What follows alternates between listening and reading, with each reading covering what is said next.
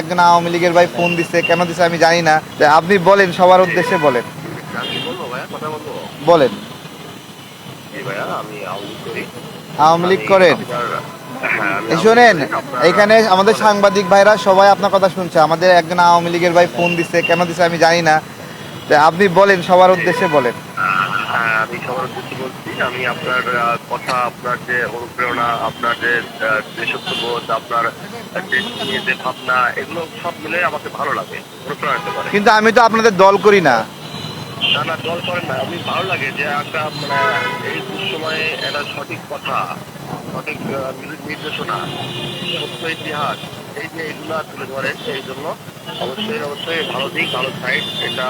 শোনেন, আমি আপনাকে একটা কথা বলি।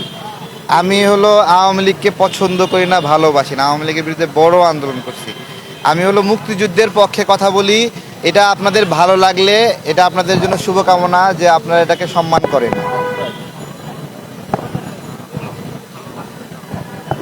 আওয়ামী লীগরে ভালো লাগে না? আওয়ামী লীগ আমারে অনেক মারছে না? আমারে যে মারছে তারে ভালো লাগবে বলেন?